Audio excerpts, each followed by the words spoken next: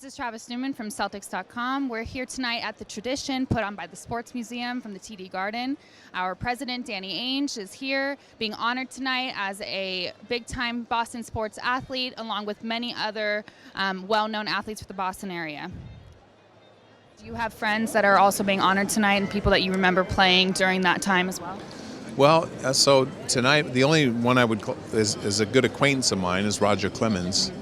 Roger and I played some golf back in the day, in the mid-'80s, and a good friend of mine will be with me, introducing me tonight, Bruce Hurst.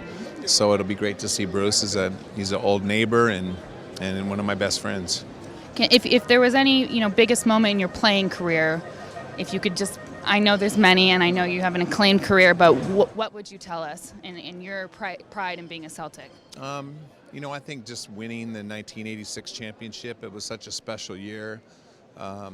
We were 50-1 on our home court, and just with that special team and playing with Bird as the MVP of the league, and McHale and Parrish and DJ, and I mean just everybody on the team. It was a special time. Casey Jones was a great coach, and we had a great bench. It was one of the best teams ever, if not the best team of all time. And then how have you transformed that into your role as an executive?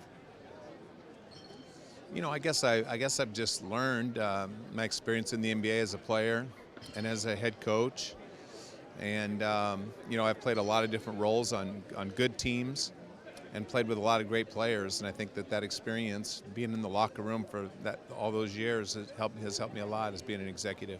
Definitely. Thank you so much, Danny, and congratulations. All right, thanks. Can you tell me a little bit, Bruce? Danny had said that you guys have been acquaintances. Can you tell any of your favorite memories, your biggest impact with him? Oh, well, like I said, we played against each other. I watched him play his first, it was like a blue-white game when he was at BYU as a freshman, and was awed by his skill. I hadn't seen a player like that in Utah in a long, long time, and it was fun to watch. And then played against him when he was in the minor leagues, and I was in the minor leagues, and got to know him a little bit then. So we go kind of way back. We were just your memories just and Danny's biggest. If you can have his biggest impact as a Celtic, what would it be? Danny's biggest impact as a Celtic. Well, he's so unique in that he played on tremendous teams, and Danny was College Basketball Player of the Year, and I think one of his greatest strengths is that he knew how to fit in with a lot of great players. Not a lot of stars like him know how to fit in with other stars, and he had that ability, and I think that's a great attribute. And then what he's done after, to be such a terrific general manager or president of the team and run a team. There's not a lot of guys who have had the career that he's had, so it's been fun to watch. Yeah. Well, thank you so much. Thank you for talking with me. You bet. My pleasure. Thanks, Travis. Why Danny is so deserving of this honor tonight?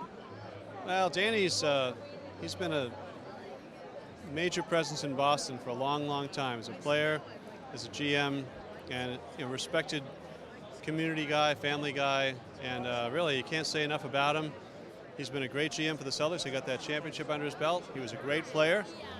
The 85-86 team, the greatest team ever, and he's never, he's from the West, the far West, and he's got the Utah connection, the Oregon connection, but I think deep down he's still a Boston guy, so we'd love to have him here.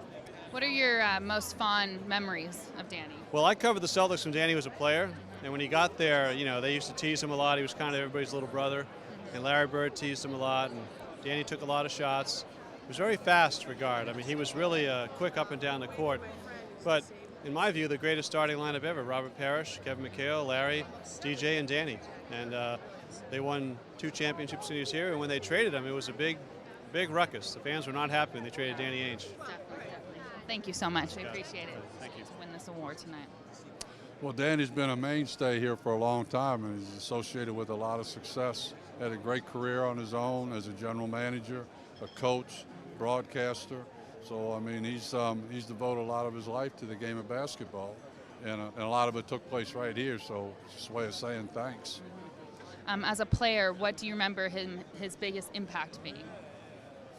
Well, he played with a lot of fire, scrappy kind of a guy, a very, very skilled guy, great outside shooter. You left him alone. He had range, probably score and play well in today's game for sure. Could put it on the floor a little bit. You know, good passer, knew where everybody was. And then defensively, he liked to get after people, you know. Different for a guy from out BYU territory, but he liked to play defense. Yeah, yes, he did. And as an executive, how do you feel that he's turned his position as a player to become such a success now with the Celtics still? Well, he's also a smart guy. And so, you know, he's looking way ahead, and he's protecting the interests of the owners. Red used to always say, you know, that's my job, and I got to protect Walter Brown, and he's doing a good job protecting his team of owners. So shoots, plays defense, and protects his owners. So winner. Winner. Thank you so much. I really appreciate it. Jackie, tell me what was Danny's biggest impact as a player and as a person for the Celtics?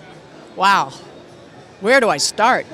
You know, what I liked about Danny was always had the energy. You know, it's a long NBA season.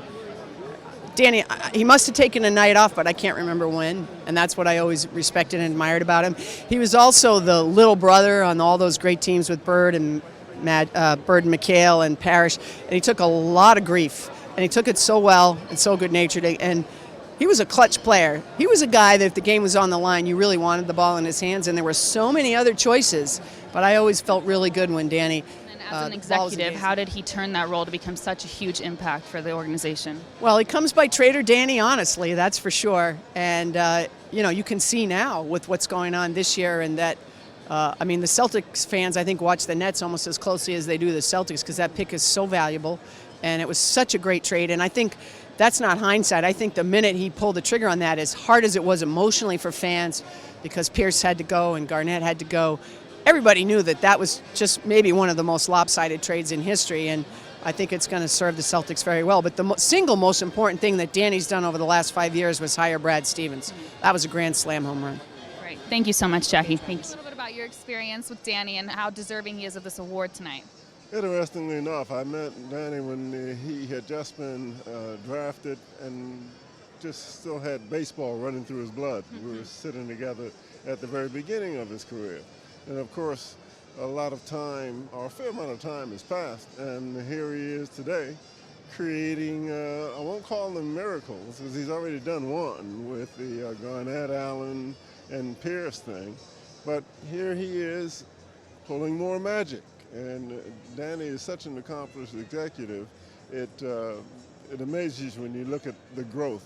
And having seen him as a young man and to see him now just moving very nicely and taking care of business.